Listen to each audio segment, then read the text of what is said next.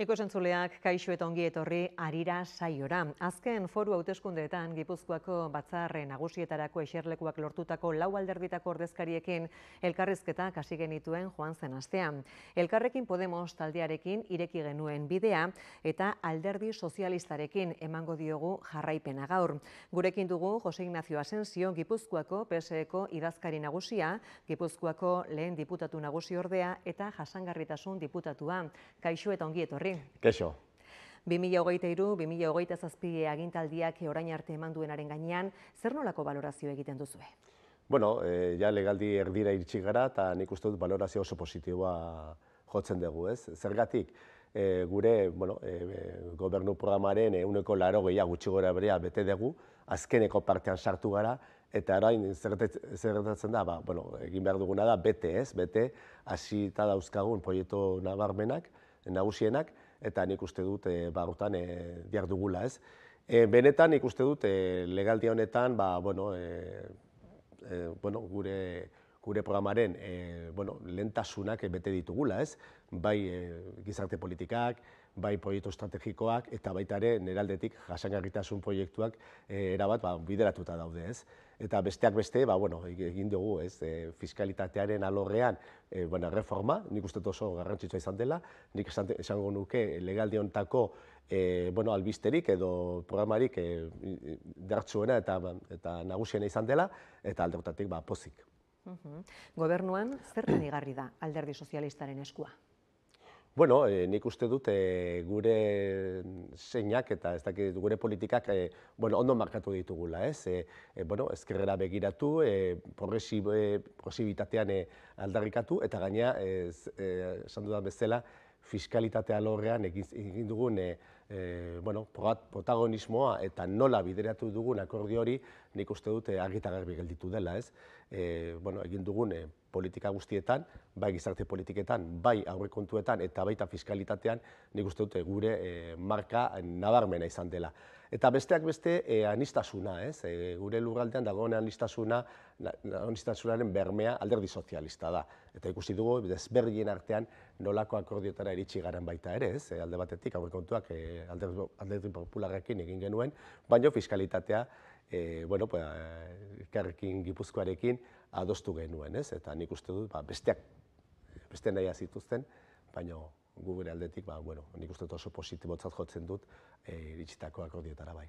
Eta arrakalarik sortu da momenturen baten gobernua osatzen duzuen bi alderdi politikoen artean? Bueno, sortzen dira, akordioa betetzen denean ez. Alde horretatik adostasuna nik uste oso importante izan dela, eta kudeaketa aldetik nahiko ados gaude, ez? Nolako bidea daukagun. Claro, akordiotik kanpo dauden gaietan sortu dira arrakalak, ez? Eta ikusi ditugu azken aldi honetan nola independentziaren bidean edo erabakitzeko eskubidearen alorrean nola EH Bildu eta EAJak bere badirudi akordiotara iristeko gai direla, baina guk alderdi sozialista bezala ez gara hortan egongo. Eta ikusi dugu baita euskararen alorrean nola hezkuntza maila handitu nahi duten, ez? Eta hori nola baita ere salaketa pixkat egin behar dugu. Zer gertatzen da, orain dela urte bete profilen dekretua eta enplegu publikoaren legearen baitan geneukan akordioa erabat hautsi egin dute. Eta hortan noski arrakalak sortzen dira. Baina hori, aurretik zeuden konsensuak eta akordioak ez direlako betetzen. Hain justu ere horren arira, Eneko Andueza, PSeko idazkari nagusiak adierazi du gobernu koalizioa arriskuan egon daitekeela. Baita foru gobernuan ere diputazioan? Bueno, akordioak, herri akordioak dira, ez? Eta noski gobernu guztietan errespetatu egin behar dira guk adostuta daukagun akordioak, baina hortik kanpo sortziriten liskarrak nolabait bideratu egin behar ditugu. Baina hori lehentasuna baldin bada EAJarentzat, noski arriskoan jarriko ditu gobernu guztiak. Argita garbi esan behar dugu hori. Aipatu duzu, euskara izan da, desadostasuna sortu duten gai horietako bat. Gipuzkoa euskara gehien hitz egiten den lurraldea dela esan duzu zuk zeuk ere berriki, baina gaur egungo legediak nola bermatzen du herritar horiek normaltasunez bizi ahal izatea? Nola bermatzen ditu herritar horien hizkuntza eskubideak? Bueno, erabat bermatuta dago, ez? Guten bazea edozein udaleta arrasaten adibidez, edo juten bazea aldundira euskaraz hitz egin dezakezu eta lan egin dezakezu. Zer gertatzen da hemen, orain arte gendeukan akordioak ez direla nahi dutela areagotu, ez? Eta eskakizun maila handitu. Hemen lan eskubidea daude jokoan. Zerretatu da epaiekin. Epaikehienak esaten dute lan eskubideak ez direla bermatu. Eta alde horretatik izan dira langileen eskakizunak, langileen salaketak izan dira eta epaiek arrazoia eman diete. Lan eskubideak ez direla errespetatu. Eta hori da hemen dagoena zalantzan. Zergatik handitu behar ditugu eskakizunak, gaur egun, nolabait, euskaraz lan eta euskaraz bizitzeko ez dago inolako arazorik, eta administrazioan, bai udaletan eta bai aldundian, erabat bermatuta dago. Elkarrekin Podemoseko Miren Etxebeste elkarrizketatu genuen joan zen astean, eta berak zioen hauteskundeetako emaitzek aritmetika konplexua utzi dutela. Zer moduzkoa dabil izaten harremana oposizioarekin? Bueno, saiatze gea ez akordioetara iristen eta normalean lortu daiteke, lehen aipatu ditut, ez? Desberdinekin akordioetara iristeko gai izan gara, gai izan da gobernu hau, eta hortan ikusten alderdi sozialistak baduela bere balioa, ez? Bere protagonismoa eta bere lidergoa esango nukenik. Eta alde hortatik, bai Elkarrekin Podemos, Elkarrekin Gipuzkoa, eta baita ere PP-rekin iritsi gara akordioetara. EH Bildurekin zaila izaten da, ez? Eta zergatik da zaila, beraik beste baitan daudelako, ez? Eta ikusiko dugu, laizter aurrekontuen negoziaketa hasiko gara, eta nik espero dut behintzat, EH Bilduk ez egotea iazko egoeran, ez? Izan genitun 6-7 elkarrizketa, eta azkeneko momentuan akordioa ja, bertan, irabat adostuta zegoen, eta, altxa ez ziren maitik, ez? Beraiek ikusiko dute zertan dabiltzan, baina badirudi lehiaketa elektoralean edo hauteskunde lehiaketan daudela erabasartuta, ez? Eta orduan alde horretatik nik eskatuko niek denei, bere borondate politikoa argia izatea eta akordioetarako borondatea izatea. Orain arte lortutako kontsentsuak azpimarratu dituzu. Egia da, orain gutxi egindako politika orokorreko osoko bilkuran ere EAJarekin batera aurkeztutako 32 mozio onartu zenituztela, eta horien helburua beste behin ere ezberdinen arteko adostasuna bilatzea dela adierazi duzu alderditik. Hemendik aurrera akordioak bereziki zertan egiteko premia ikusten duzue?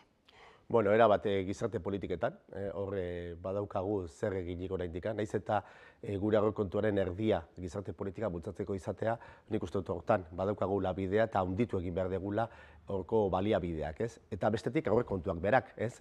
Nolabait izan behar dugu gai denon artean aurrekontu batzuk ateratzea, ez?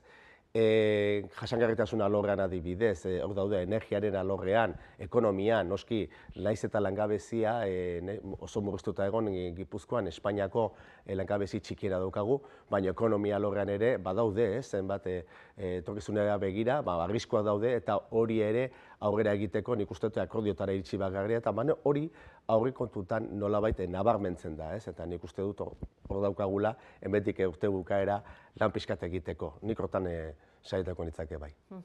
Jasangarritasunaren alorrean, saieko diputatu, zaitugu gainera, ezinbesteko jotzen dituzue herrietako energia komunitateak. Zein da gaur egungo egoera eta noraino heltzea ikusten duzue, baduzue helbururik finkatuta? Bai, helburua da herri guztietara iristea, ez? Egia da, 71 herritan daude komunitate energetikoak erabat ezarrita, eta nik uste dut hemen, eta hemen aipatu behar dut, ez bakarrik aldundiaren lana, baizik eta udalekin egiten elkarlana oso positiboa izan da. Eta akordioetara iritsi gara, eta guk diru-laguntzak jarri ditugu, eta bai espazioak eta eremuak udale jarri dituzte gehienetan, ez? Eta alde horretatik egin dugun bidea, nik uste dut oso ikusgarria dela, eta benetan, herritarrentzako, nik uste dut oso onuragarria izan da, ez? Zein da helburua? Herri guztietara iristea. 71 baldin bat daude, Gipuzkoak 88 udalerri ditu, eta alde horretatik gure asmoa da hortara iristea, ez denetara. Eta nik uste dut oso positiboa dela. Gure energiaren produzioa eta konsumoa demokratizatu egin dugu. Eta gaina fakturetan, murrizketan nabarmena izan dute gure herritarrek. Alde horretatik nik uste dut hori baiz dela nolako politikak egin daitezken elkarlanean eta herritarrek erdian utzirik, ez?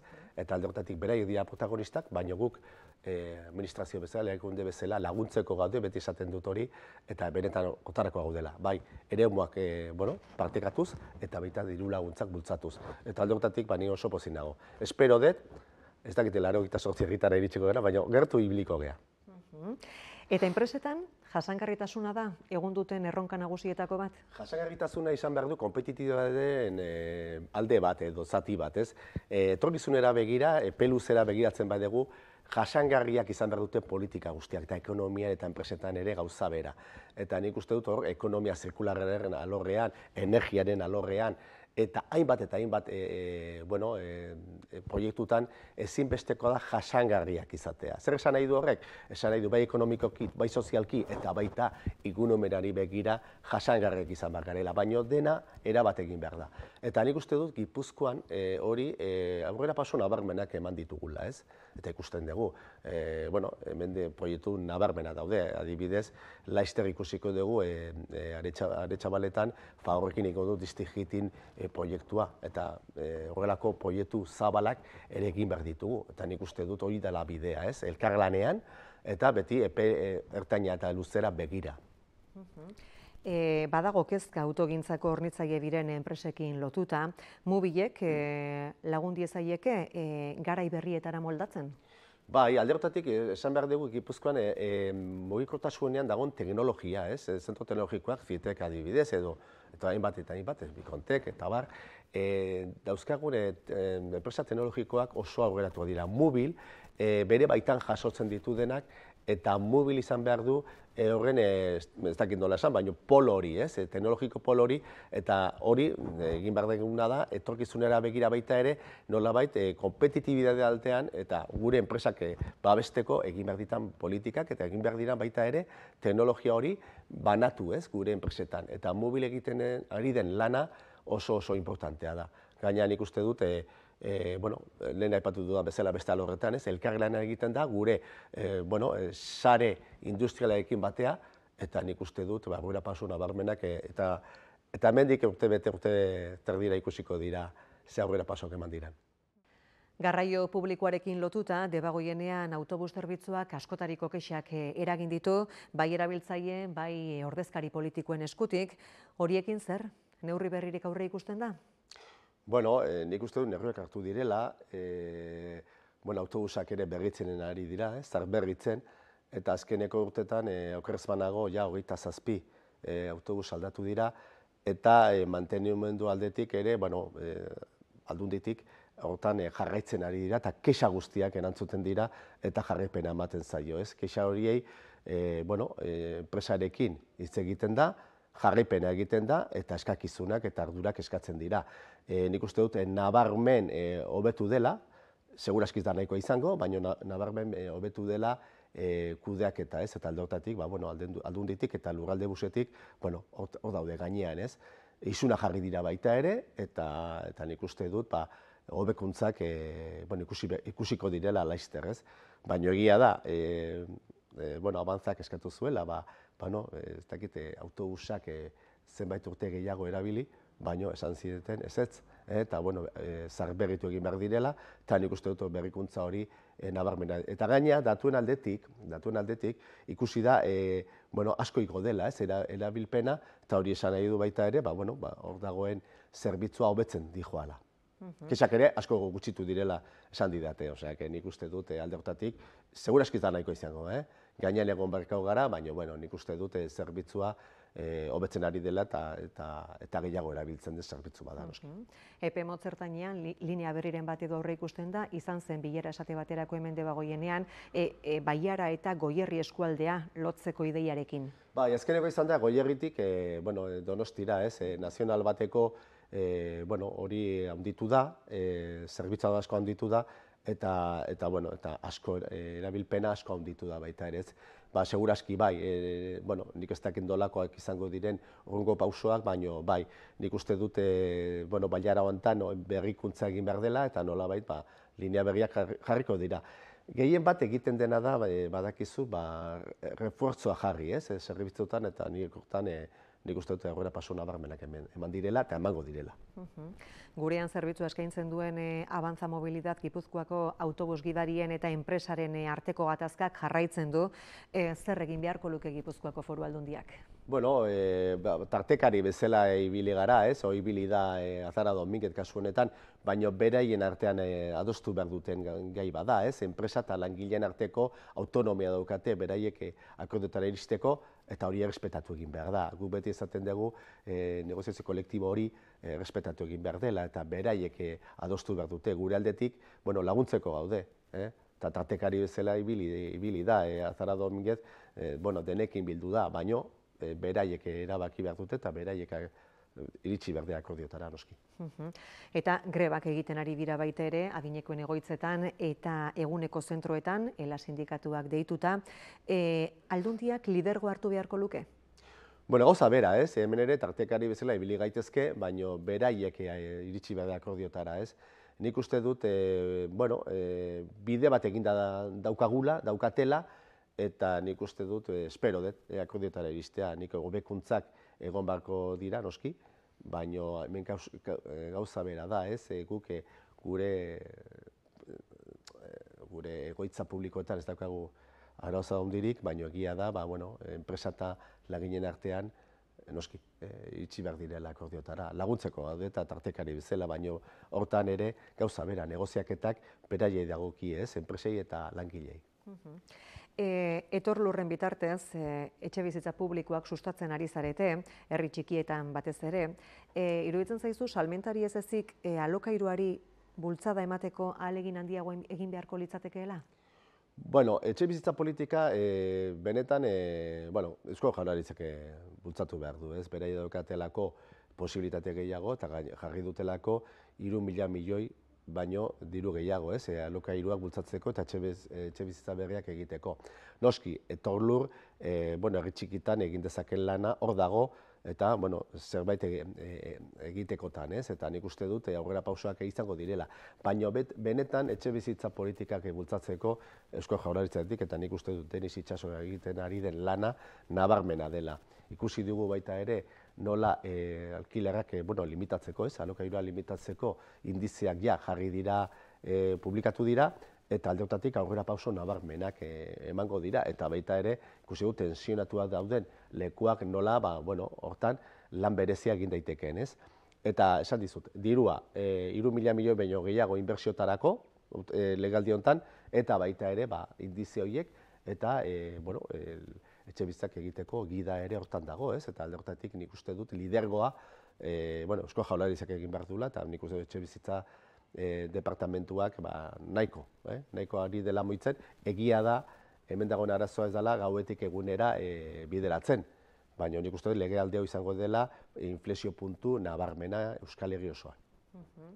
Arlo horietan guztietan zehazten diren politiketarako garrantzitsua izaten da noski dirua, eta horretarako oso garrantzitsua fiskalitatearen arloan hartutako erabakiak ere, ez da, zerga erreforma edota fortuna handien gaineko zerga, onartu dituzue berriki, nahikoa tresna dira?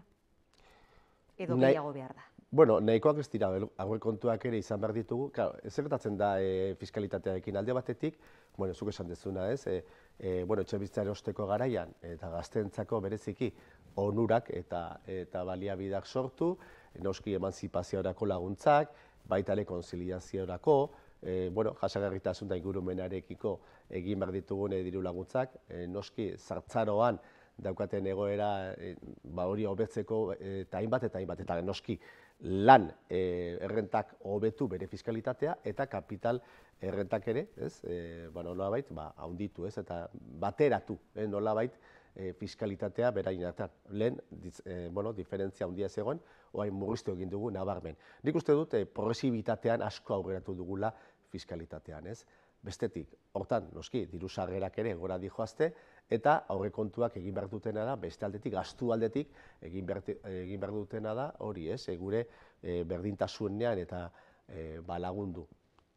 Nahikoa izango den, ez da nahikoa izango, baina aurrekontuak ere nolabait lagundu behar dute politika guzti horiek aurrera eramateko. Gipuzkoako hondakinen kontsortzioko presidente ere bazara, eta historikotzat jo duzue tarifen inguruan adostasuna lortu izan. Horrek zer suposatzen du? Bueno, ikuste badego nolako ibilbidea izan diogun azkeneko 10 urteetan, nondik gatozen eta non gauden orain, horregatik esateko historikoa dela, ez? Bueno, orain badakizu, Gipuzkoako konsortzioan instituzio guztiak daudela, ez? Udalak mankomunitateen bitartez eta Aldundia. Eta alderdien aldetik gaude alderdi sozialista, EAJ eta EH Bildu.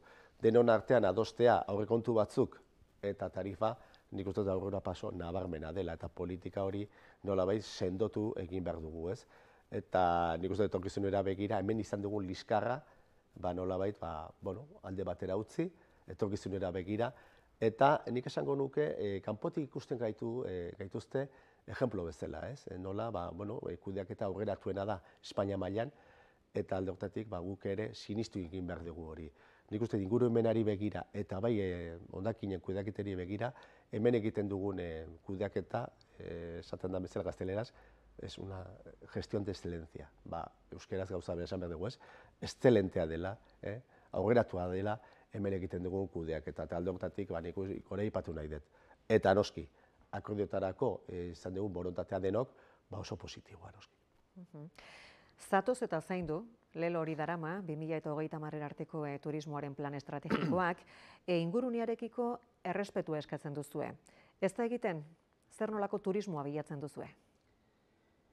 Ez da egiten. Nik uste dut, hau da intentzio bat eta hau ere epe eta luzera begira da, ez? Nolabait estrategikoa den leloa da.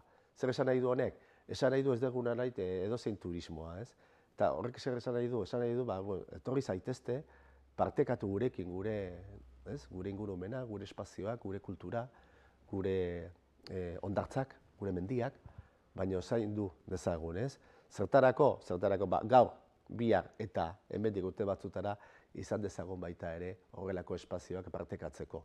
Eta nik uste dut lelo oso egokia dela, guk baliabidea jarri behar ditugu, instituzio bezala, erakunde bezala, denak etortzeko, gozatzeko, baina bai ere eskatu errespetoa alde guztitan, eta nola baita ere, baliabide horien bitartez, egin dezagun, kudeaketa txukuna. Nik uste dut turismoa jasangarri izan behar dela, eta horregatik esaten dugu hori, ia da, Gipuzkoan, barne produktu gordinaren eguneko 8 baino gehiago da. Ez da gutxi. Ja ekonomikoki badu bere garrantzia. Lanpostu asko sortzen dira, eta ez bakarrik Kontxan edo Donostian. Ez bakarrik izarreko hoteletan, baizik eta lurralde osoan. Eta horregatik esan nahi dugu, lurralde osoa erabili dezagun, baino zaindu dezagun denon artean. Nazioarteko egungo egoera ikusirik, Errusiarekin eta batez ere Israelekin ze jarrera hartu beharko luke Foru Aldundiak? Foru Aldundiak, nik uste dut hor eragin, ez dakita asko gutxi daukagun, baina nik uste dut jarraitu behar ditugula, gobernu guztiak bultzatzen ari garen politikak, eta bereziki Pedro Sánchez eta Espainiako gobernuak, ez? Nik uste dut aurrerakoiak eta lehen pausoak Espainiako gobernuak eman dituela Europa mailan. Lidergoa argi eta garbi. Askotan kritikatzen da, baina ikusi dugu nola bazirudien, esaten zuten, Pedro Sánchez Espainiako gobernua bakarrik dago, ez, bakarrik ez, lehenengoak izan ginen zenbait erabaki hartzen, ez? Palestinako estatua errekonozitzen, zenbait neurrik Israel estatu bezala kontra hartzen, eta bar, eta bar. Gero Europa mailan, gero atzetik etorri dira, ez? Eta nik uste lidergo hori nabarmendu egin behar dela, eta gure aldetik lagundu horrela izatea. Guk herri txikia gera, ez? Baina nik uste dut hemen etika, beste etika eta zentzu horretan eman diren aurrera pausoak, Espainia esan nahi dut, nabarmenki lagundu egin behar da eta apoiatu egin behar direla, noski. Aurrekontuetara etorrita, behin eta berriz egin diezue referentzia saioan zehar, hasi zarete dagoeneko horiek lantzen? Bai, guk nik uste dut hilabete barru, aurkezteko modunik izango garela, batzar nagusitan, edo lehenago, eta alde horretatik gero egin behar duguna dakizun bezala da, beste taldeekin eztabaidatu eta akordio batera iritsi, ez? Eta hortan gaude lantzen, ez? Nik uste dut, nabarmen gizarte politikak nolabait, goraka egin beharko dute, eta aurrekontua horrela izango da, badakizu gure aurrekontuaren erdia baino gehiago da gizarte politikak bermatzeko direla, eta gero proiektu estrategikoak eta gure aldetik baita ere mugikortasuna aipatu da leheno eta jasangarritasun politikak izango dira ardatz nagusiak, ez, bereziki. Eta alde horretatik, nik espero dut beste taldeekin hitz egiteko garaian berek borondate politikoa ikustea eta akordiotara iristeko borondate hori ikustea, ez. Eta 2026ko proiektu estrategiko horien artetik zein aipatuko zenuke?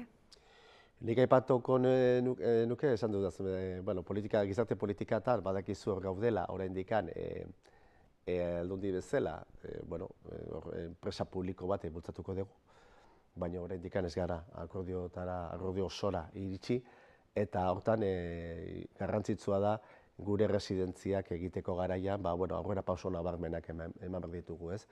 Eta bestetik, jasangarritasun alorrean, aipatu ditugu, ez? Energia alorrean egindako proiektuak, ekonomia zirkularrean, ekonomia orokorrean, bultzakada nabarmen proiektu estrategikoetan, eta gure aldetik, baitaren mugikortasunean ere, izango da, igoera nabarmen baita ere aurrekontutan, eta ikusiko dugu hor badaukagun akordioetara iristeko posibilitateak, ez? Horiek 2026ra begirakoak, beste urte erdi eskas geratuko da, behin hori igarota agintaldi amaitu bitartean, zeintzu izango dira, zentzu horretan lehentasun nagusiak agintaldi honetarako? Sendotu, ez, egin ditugun politikak, aipatu eta hasieran, ez, 80% gure akordioaren 80% beteta dago, hori sendotu eta finkatu, eta noski herri bezala aniztasuna errespetatu. Hori akordioetan, nabarmen jarri genduen alderdi sozialista bezala, eta hemen ikusten ari garen, lehen aipatu ditugun, arrakalak, nolabait ezabatu edo behintzat gutxitu, eta aniztasuna errespetatu. Eta etorkizunera begira proiektu nagusiak, gizarte politikak, fiskalitatea, proiektu estrategikoak, jasangarritasuna, mugikortasuna eta aniztasuna. Esango nukenik orokorrean hori errespetatu eta hortarako alderdi sozialistago gobernutan. Jose Ignacio Asensio, Gipuzkoako PSeko idazkari nagusia, eskertuta dago, bisita. Mila esker zuei. Hurrengo batera arte. Ikusentzuleak zuei datorren astera arte agurtuko zaituztegu, hementxe izango gaituzue beste aste batez, kasu horretan EH Bilduko Maialen Iriarte izango dugu solaskide, onda izan.